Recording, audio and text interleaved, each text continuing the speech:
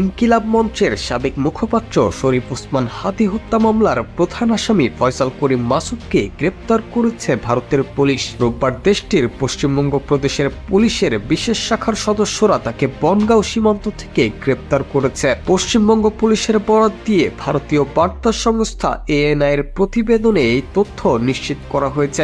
ANI এর প্রতিবেদনে বলা হয়েছে, অবৈধভাবে অনুপ্রবেশ ও অবস্থানের অভিযোগে রাহুল ওরফে ফয়সাল করিম মাসুদ এবং আলমগীর হোসেন নামের দুই বাংলাদেশি নাগরিককে ভারতের বনগাঁ সীমান্ত থেকে গ্রেপ্তার করা হয়েছে। পশ্চিমবঙ্গ পুলিশের স্পেশাল টাস্ক ফোর্স এসটিএফ সদস্যরা রোববার তাদের গ্রেপ্তার করেছেন। গ্রেপ্তারকৃতরা বাংলাদেশের রাজনৈতিক কর্মী শরীফ ওসমান হাদি হত্যাকাণ্ডের সঙ্গে জড়িত বলে জানা গেছে।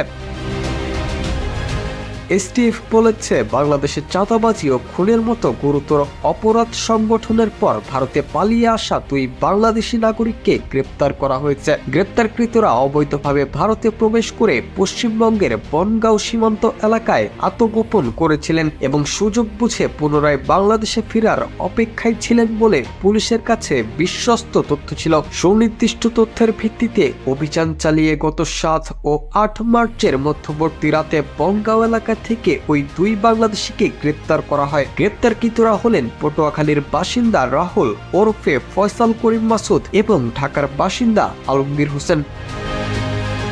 বিজ্ঞপ্তিতে পশ্চিমবঙ্গ পুলিশ বলছে, প্রাথমিক জিজ্ঞাসাবাদে জানা গেছে রাহুল ওরফে ফয়সাল করিম মাসুদ ও আলমগীর হোসেন বাংলাদেশের রাজনৈতিক কর্মী ওসমান হাদি হত্যাকাণ্ডের সঙ্গে সরাসরি জড়িত। হত্যার পর তারা মেঘালয় সীমান্ত দিয়ে অবৈধভাবে ভারতে প্রবেশ করেন। এরপর ভারতের বিভিন্ন স্থানে অবস্থান শেষে সম্প্রতি পুনরায় বাংলাদেশে প্রবেশের উদ্দেশ্যে বনগাঁয় জড়ো হয়েছিলেন। এ ঘটনায় গ্রেপ্তারকৃতদের বিরুদ্ধে সুনির্দিষ্ট ধারায় মামলা দায়ের করা হয়েছে। রবিবার গ্রেপ্তারকৃতদের সংশ্লিষ্ট আদালতে হাজির করা হলে আদালত তাদের পুলিশি হেফাজতে পাঠানোর নির্দেশ দেন।